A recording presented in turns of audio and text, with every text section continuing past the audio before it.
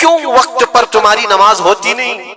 Reason خود تلاش کر لینا آپ جا کر کے، ظہر میں کہاں تھا، کون سی چیز نے مجھے نماز سے روکا تھا، عصر میں کہاں تھا، کس چیز نے مجھے سجدہ کرنے سے دور کر دیا۔ ریزن آپ خود ڈھونڈو، روزانہ آپ خود ڈھونڈو۔ مغرب میں کیوں سر نہیں جھکا پایا میرے رب کی بارگاہ میں؟ کون سی چیز مجھے روکی تھی؟ کیا میں دکان پر بیٹھا تھا؟ تو وہ دنیا ہے جو دھوکہ ہے، جو تجھے اللہ سے دور کر رہی ہے۔ یا تم دوستوں کے ساتھ بات چیت میں بیزی ہو گئے تھے، تو یہ دوست شیطان ہیں جنہوں نے تجھے اللہ سے دور کیا تھا۔ یا کوئی اور چیز تھی، موبائل میں بیٹھا تھا، گیم کھیل رہا تھا، یہ وہ دنیا ہے جو تجھے اللہ سے دھوکہ دی ہوئی۔ ٹی وی میں بیٹھا تھا، میچ میں بیٹھا تھا، کھیل کود میں تھا، یہ ساری چیزوں کا ریزن آپ خود ڈھونڈو۔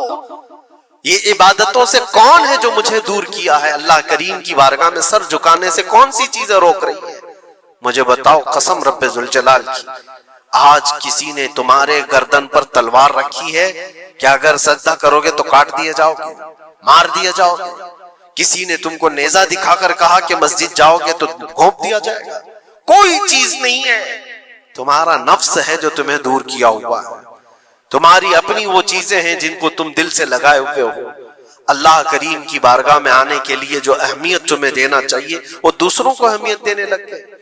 اسی لیے ایک بزرگ نے کیا خوب کہا تھا، وہ اپنے مرید کی دکان میں گئے، بہت بیزی شیڈول تھا اس مرید کا، دکان میں اتنے گاہک ہوتے تھے، بھیڑ ہمیشہ، وقت ہی نہیں ملتا تھا بیچارے، لیکن پیر صاحب آئے ہیں دکان میں تو عزت و احترام ہونی چاہیے۔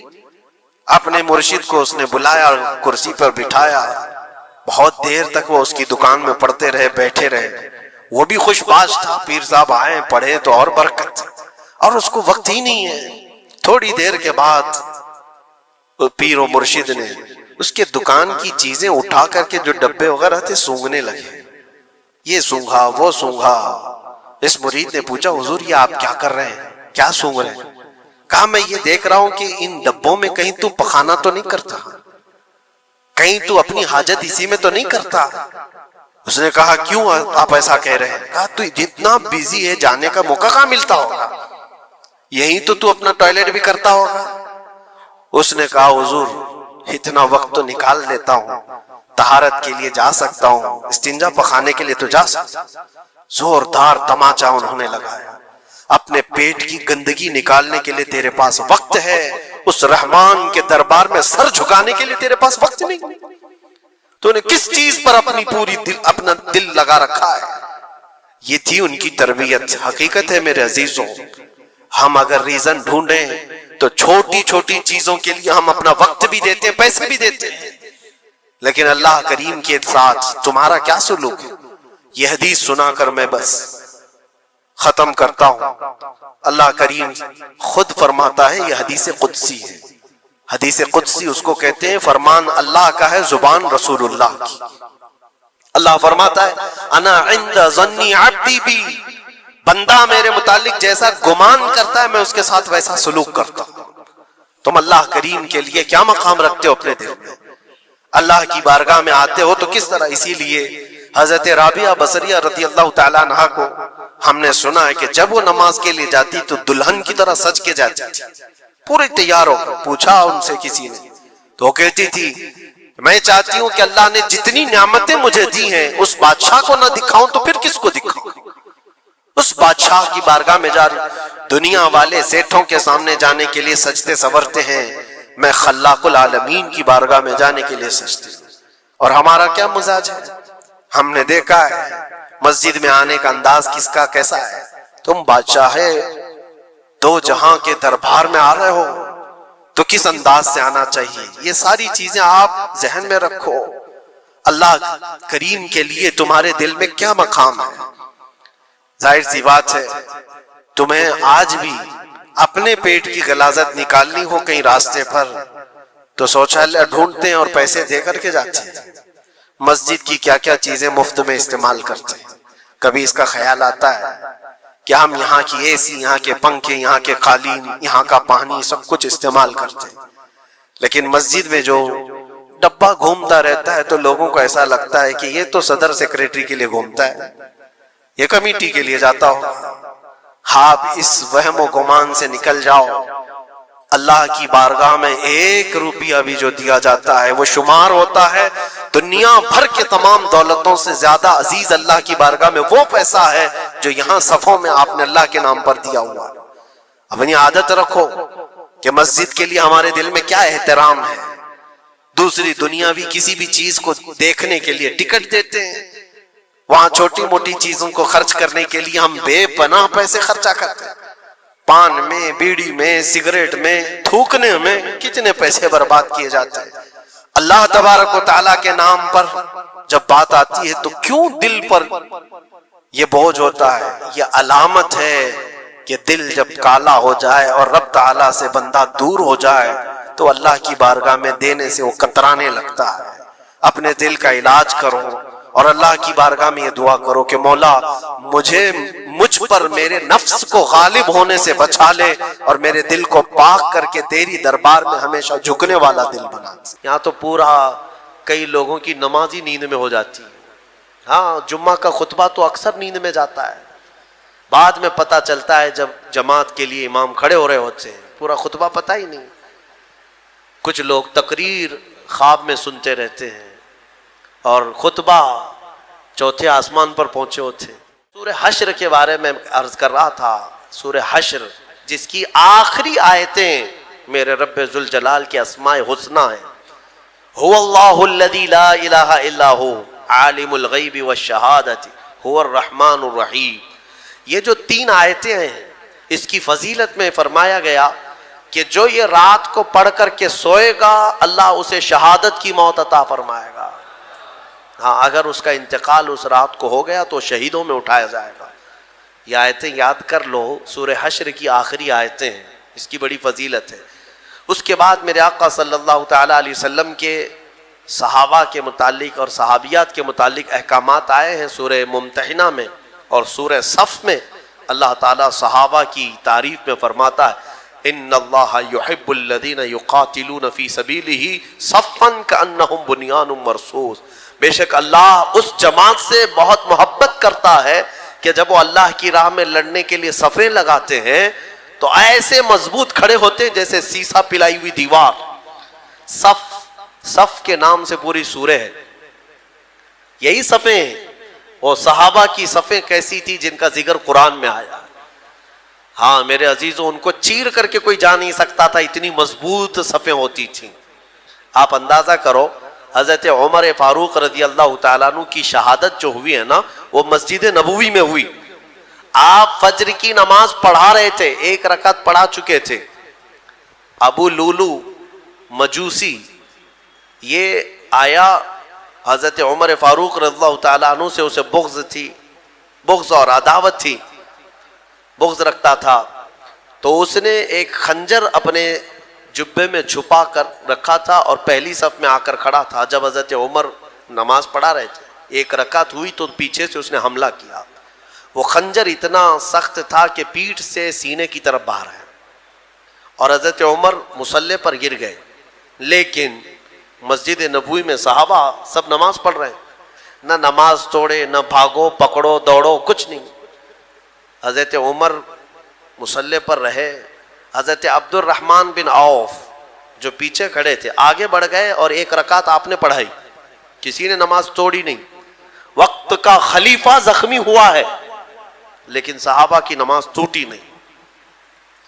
آگے بڑھ کر کے حضرت عبد الرحمن بن عوف نے 1 رکعت اور جو بچی تھی کمپلیٹ کروائی۔ سلام پھیرنے کے بعد ارے قاتل جس نے خنجر مارا ابو لولو، سارے صحابہ نماز میں ہیں، وہ تو کب کے بھاگ جاتا، لیکن وہ پہلی صف کو بھی کراس نہیں کر سکا۔ نماز کی پوری حالت ہونے تک صحابہ کی وہ بھاگنے کی ہر ممکن کوشش کرتا رہا لیکن کسی صحابی کی صف توڑ نہیں سکا۔ وہ کیسی صف بناتے ہوں گے؟ یہ صف اتنی مضبوط کہ وہ قاتل ان صحابہ کے بیچ سے صفوں کو چیر کے جا نہیں سکا، اور اللہ نے یوں ہی نہیں فرمایا کأنہم بنیان مرصوص، وہ ایسے صف لگاتے ہیں جیسے سیسا پلائی ہوئی دیوار ہے، کوئی ان کو کراس کر کے جا نہیں سکتا تھا۔ یہاں آج ہمارے حالت ایسی ہیں صفوں میں کوئی وہاں کھڑا ہے کوئی یہاں کھڑا ہے. کچھ لوگ تو یہ سوچتے ہوں گے اس کے کپڑے پہ دھول ہے, لگوں گا تو مجھے کپڑے پہ دھول نہ لگ جائے. میرے عزیزو, اللہ تبارک و تعالیٰ نے یہاں مسجد میں جماعت کے لیے جو حکم فرمایا وہ اسی فرق کو مٹانے کے لیے کہ غریب اور امیر دونوں شانہ بشانہ کھڑے رہیں. صف میں اس بات کا ہمیشہ اہتمام کرو کہ تمہارا کندھا بازو والے کے کندھے سے لگ جائے. کندھا, یہاں تک کہ حضور پاک صلی اللہ تعالی علیہ وسلم ہر نماز میں رکعت باندھنے سے پہلے حضور یہ اعلان کرتے تھے, استقیموا واستووا واعتدلوا, لوگوں سیدھے ہو جاؤ, صف برابر کر لو, ٹھیک ٹھیک کھڑے ہو جاؤ. وسدوا الخلل, تھوڑی سی بھی اگر جگہ باقی ہے تو پوری کر لو. اس کے بعد اللہ اکبر کہتے تھے. یہ سنت ہے, سنت ہے. نماز قائم کرنے سے پہلے, جماعت سے پہلے امام کا یہ اعلان کرنا کہ اپنی صفیں درست کر لو. حضور پاک صلی اللہ تعالی علیہ وسلم کا اعلان ہوا کرتا تھا, حدیث میں موجود ہے. یہاں تک کہ ایڑی سے ایڑی برابر رکھنے کو کہا گیا ہے. یعنی ہو سکتا ہے کسی کا پنجہ لمبا ہے کسی کا چھوٹا ہے, اس کے لیے کہا گیا ہے صف لگانے کے وقت کس چیز کا خیال کرنا چاہیے, ایڑی سے ایڑی برابر, سامنے کے پنجوں کو نہ دیکھو. ایڑی کی ہڈی, تمہاری ایڑی کی ہڈی بازو والے کی ایڑی کی ہڈی کے برابر لگتی جائے, یہ الصاق ہے. میرے عزیزو, اس کا اہتمام آج کہاں کرتے ہیں. اور حدیث میں یہ بھی ملا کہ جس نے صف کو توڑا اللہ اسے توڑ دے گا. صف کو کاٹنا گناہ ہے. ہاں, اگر اتنی جگہ خالی رہ گئی کہ ایک آدمی آ سکتا ہے اور نہیں بھرا آپ نے صف, تو دونوں گنہگار ہیں, دونوں ادھر والے ادھر والے, اور پیچھے کی صف والا بھی گنہگار ہے کہ آگے اس نے جگہ دیکھا اور پھر بڑھ کر کے صف کو مکمل نہیں کیا, وہ بھی گنہگار ہے. اگر آگے کی صف میں جگہ خالی نظر آئی تو پیچھے والے کے لیے حکم ہے کہ وہ آگے آ جائے, صف کو پوری کرے, اور جتنی صفیں پیچھے جائیں گی سب آگے آگے آتے ہوئے وہ صفوں کو پوری کرتے جائیں. یہ اسلامی نظام ہے. میرے عزیز, میں آپ کو اس صف کے متعلق ایک اچھی بات بتا کر اپنی گفتگو کو سمیٹتا ہوں. توجہ, ایک بڑے اسلامی اسکالر ہیں, انہوں نے ایک مغرب زدہ شخص ہے یورپ کا یا امریکہ کا, اس سے پوچھا کہ آپ کی جو ویل ٹرینڈ فوج ہے, سولجرز ہیں, امریکہ کی ہے, دنیا کی سب سے مضبوط فوج مانی جاتی ہے, آپ کے 10,000 فوج کو اگر میدان میں جمع کرنے کی بات آئی تو کتنی دیر لگے گی آپ کو ان فوجیوں کو ترتیب میں لانے کے لیے جو ٹرینڈ ہے؟ تو اس نے کہا کہ ہم کو 10,000 فوج کو لانے کے لیے جو سب سے سپر فاسٹ کنٹری ہے اس کی بات کر رہا ہوں, انہوں نے کہا 4-5 گھنٹے لگ سکتے ہیں, 3 گھنٹے لگ سکتے ہیں. اتنی فوج, 10,000 فوج کو ترتیب دینے کے لیے. اور پھر الگ الگ کنٹریز کی بات کیے کہ یہاں کی فوج اتنی جلدی کر لے گی, وہاں کی فوج اتنی جلدی کر لے گی, لیکن گھنٹہ بھر سے پہلے تو کوئی بھی ترتیب میں نہیں آئے گی. تو اس اسلامی اسکالر نے یہ کہا کہ تمہاری تربیت یافتہ فوج میدان میں صف لگانے پر آئے تو اتنے گھنٹے لگ جاتے ہیں, لیکن ہمارے ہاں بغیر تربیت یافتہ دیہاتوں کے رہنے والے بھی حرم شریف میں 1 لاکھ سے زیادہ کی تعداد میں ہیں. امام ادھر اللہ اکبر کہنے کے لیے کھڑا ہوتا ہے, 1 منٹ میں سب کی صفیں درست ہوتی ہیں. یہ اسلام کا نظام ہے, یہ اسلام کا نظام. مسجدوں میں کوئی صفیں لگانے کے لیے نوکر رکھے جاتے ہیں کہ ادھر آؤ, ادھر صحیح کھڑے ہو جاؤ, ادھر کھڑے ہو جاؤ. اگر یہی کیا جائے تو ظہر سے عصر ہو جائے گی, عصر سے مغرب ہو جائے گی. ہاں, یہاں کسی بھی مسجد میں کیا خادم رکھے جاتے ہیں صفوں کو صحیح کرانے کے لیے, سب کا چیک کر کے آؤ سیدھے کھڑے ہیں نہیں کھڑے ہیں؟ نہیں ہے. ہم تو اسکول میں بھی دیکھتے رہے کہ بچپن سے صفیں لگانے کے لیے 1 ہاتھ کے فاصلے پر کھڑے ہو جاؤ, اور ٹیچرز چلاتے چلاتے تھک جاتے ہیں, صفیں بنتی نہیں ہیں. لیکن یہ مسجدوں کا نظام ہے. یہ میرا مولا تبارک و تعالیٰ نے اسلام کو خصوصیت دی ہے کہ ہماری صفیں من جانب اللہ بن جایا کرتی ہیں. یہ اللہ تعالیٰ کی طرف سے, اللہ تعالیٰ ہماری صفوں کو مضبوط عطا فرمائے, ہماری صفوں میں وحدت عطا فرمائے۔ اس صف کی ایک خصوصیت یہ ہے کہ میرے عزیزو، جب شانے سے شانہ مل گیا ہے تو اللہ سے دعا کرو کہ ہمارا دل سے دل بھی مل جائے۔ ہاں، جب شانے سے شانہ مل جاتا ہے اللہ سب کے دلوں میں بھی اتحاد عطا فرمائے۔ سورہ صف کے بعد سورہ جمعہ بھی ہم نے پڑھی ہے، سورہ منافقون بھی ہم نے تلاوت کی ہے، اور اخیر میں آج کی تفسیر کو سمیٹتے ہوئے یہ عرض کروں گا کہ اللہ تبارک و تعالیٰ کی آج ذکر کی محفل ہے۔ سورہ جمعہ میں اللہ تعالیٰ نے فرمایا وَاذْكُرُوا اللَّهَ كَثِيرًا، اللہ کا ذکر کثرت سے کرو، کثرت سے کرو۔ اے میرے عزیزو، ذکر نہ کرنے کی وجہ سے ہماری روحیں کمزور ہیں، ہمارے دل مرجھائے جا رہے ہیں۔ تمہیں پتہ ہے جسم کو بھوک لگتی ہے، جسم کو کھانے کی بھوک لگتی ہے، اگر کھانا نہ دو تو پھر جسم کمزور ہوتا ہے اور چکر آنے لگتے ہیں۔ آپ روح کو برسوں سے نہیں کھلائے، روح بھی بھوکی ہوتی ہے، اور اس کی بھوک اللہ کے ذکر سے مٹتی ہے، اس کی غذا اللہ کا ذکر ہے۔ روح کو کھانا کھلایا نہیں تو کب سے کمزور ہوگی ہے، کب سے کمزور ہوگی۔ میں آپ کو بتاؤں ذکر میں اتنی طاقت ہے، اتنی طاقت، اللہ اکبر۔ میں نے بزرگوں سے سنا، آپ جانتے ہیں کہ ایک تپسیا کرنے کا طریقہ جو سادھوؤں کے پاس ہے وہ کیا ہے؟ صوفیہ اکرام، جو ہمارے صوفیہ اکرام ہیں، نفس کشی کرتے تھے اللہ کے ذکر سے۔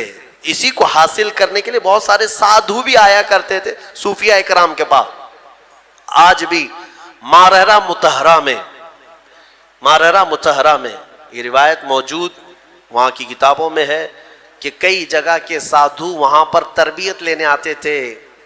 کس چیز کے لیے؟ تپسیا، آتما کی شکتی، روح کی طاقت حاصل کرنے کے لیے۔ اولیاء کاملین کے پاس حضرت شاہ حمزہ عینی رضی اللہ تعالیٰ عنہ، مارہرہ مطہرہ کے ایک بڑے بزرگ ہیں، ان کا معمول تھا یہ سانس کو روک کر کے ذکر کرتے تھے۔ یعنی صوفیہ میں ذکر کا ایک طریقہ یہ بھی ہے حبس دم، پاس انفاس جس کو کہتے ہیں، یعنی سانسوں کو بھی کنٹرول کر لیا جاتا ہے۔ سب سے زیادہ تم کس چیز کے محتاج ہو دنیا میں؟ کھانے کے، پینے کے، کس چیز کے؟ سانس کے محتاج ہو سب سے زیادہ۔ اور صوفیہ یہ کہتے ہیں کہ دنیا میں جو سب سے زیادہ ضروری چیز ہے اس سے بھی چھٹی حاصل کر لو، سوائے اللہ کے ہم کسی کے محتاج نہیں، سوائے اللہ کے ہم کسی کے محتاج نہیں۔ تو یہ ایسی اچانک نہیں آتا، اچانک نہیں آتا، تربیت کی ضرورت ہوتی ہے، برسوں اس میں مجاہدے ہوتے ہیں۔ صوفیہ اکرام، اولیاء اکرام کن کن چیزوں سے چھٹی لے لیتے پتہ ہے؟ کھانے پینے کی خواہش باقی نہیں رکھتے، ہر چیز کو چھوڑ دو، اب مجھے حاجت ہی نہیں ہے اس چیز کی کھانے کی، طبیعت ہی نہیں مانتی۔ باڈی کو جیسے آپ عادت ڈالیں گے یہ باڈی ویسے ایکسیپٹ کرے گی، تربیت کرنے کی ضرورت ہے۔ صوفیہ اکرام میں بعض اولیاء وہ ہیں جو نیند سے اپنے آپ کو آزاد کر لیتے، سونا ہی نہیں ہم کو، جس چیز کا غلبہ اپنے اوپر آ سکتا ہے اس سے آزادی لینا ہے۔ میرے عزیزو یہاں تو ایسا ہے کہ نشے سے آزادی نہیں کر پا رہے ہیں، اور وہ صوفیہ روز مرہ کی حلال چیزوں سے بھی اپنے آپ کو آزاد کر لیتے تھے، کسی چیز کو اپنے اوپر حاوی ہونے نہیں دیتے۔ میں اللہ کا بندہ ہوں، صرف اس کا محتاج ہوں، باقی کسی چیز کا نہیں۔ میں آپ کو ایک بتاتا ہوں، حضرت شاہ مینا رحمۃ اللہ علیہ لکھنؤ کے بڑے بزرگ ہیں، آج بھی لکھنؤ میں ان کا مزار پاک ہے۔ جب یہ مجاہدہ کرتے تھے نیند کو ختم کرنے کے لیے، جانتے ہیں ایک اونچی دیوار پر، اتنی چھوٹی سی دیوار ہے، دیوار پر چڑھ کر کے نماز پڑھتے تھے رات کے وقت۔ دیوار پر چڑھ کر کے عبادت کرنے کی کیا ضرورت ہے؟ وہ اتنی اونچی دیوار تھی، رکوع کرتے، سجدہ کرتے اور لمبا قیام، اور لوگ ان سے کہتے کہ حضور یہاں عبادت کریں، وہاں کیوں؟ کہتے کہ عبادت کے درمیان اگر اونگ آئے، جھپکی آئے تو پھر میں اپنے جسم کو سزا دینا چاہتا ہوں کہ وہ دیوار سے نیچے گر جائے۔ جو اللہ کی عبادت میں غفلت کرے گا اس جسم کی سزا یہی ہے کہ وہ دیوار سے نیچے گر جائے۔ حضرت ابو بکر شبلی ایک مرتبہ ذکر کی مجلس میں رات کے وقت بیٹھے، آنکھوں میں غنودگی آئی، یعنی تھوڑی جھپکی آئی، یہاں تو پورا کئی لوگوں کی نماز ہی نیند میں ہو جاتی، ہاں جمعہ کا خطبہ تو اکثر نیند میں جاتا ہے، بعد میں پتہ چلتا ہے جب جماعت کے لیے امام کھڑے ہو رہے ہوتے ہیں، پورا خطبہ پتہ ہی نہیں۔ کچھ لوگ تقریر خواب میں سنتے رہتے ہیں اور خطبہ چوتھے آسمان پر پہنچے ہوتے ہیں۔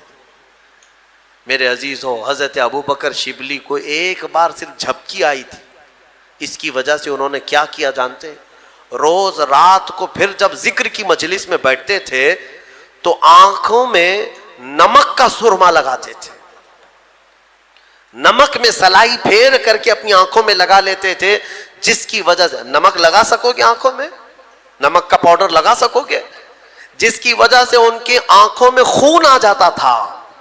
لوگ کہتے ہیں آپ کے مریدین کے حضور کیوں آنکھوں کو اتنا تکلیف دیتے؟ فرماتے ہیں ان آنکھوں کی سزا یہی ہے جو اللہ کے ذکر سے غافل ہوئی تھی۔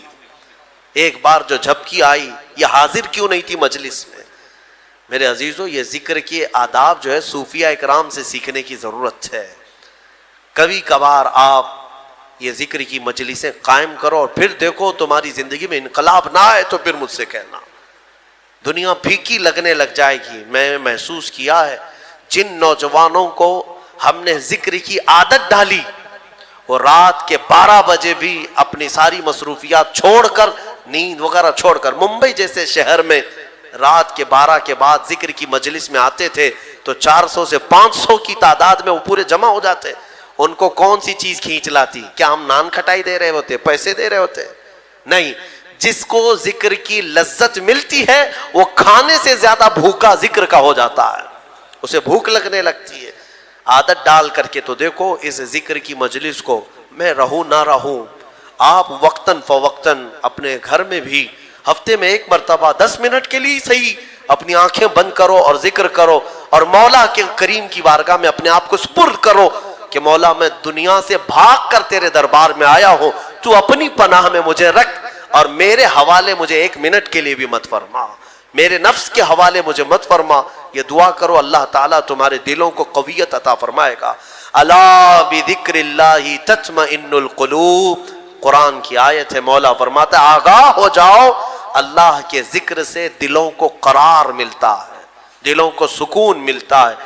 آپ کو میں یہ بات بھی بتاؤں، ایک عالم دین ہے، وہ کہتے ہیں امریکہ کی کسی ایک لیبوریٹری میں ایک ڈاکٹر صاحب نے ان کو، جو کارڈیالوجسٹ تھے، بڑے دل کے امراض کے ماہر، تو انہوں نے لیب میں لے جا کر کے اس مولانا صاحب کو کہا کہ میں آپ کو سناتا ہوں، شاید وہ ریڈیالوجی ہے جس میں جسم کے اندر کے آوازیں بھی سنی جا سکتی، وہاں پر مشین جو ہے تمہاری پھڑکنے والی نسوں کی آواز بھی آتی ہے اندر، اور دل کے دھڑکنے کی بھی آواز، تمہارے سانس لینے کی بھی آواز کیسی ہے وہ پتہ چلتی ہے، وہ مشینیں ان کے پاس موجود ہیں۔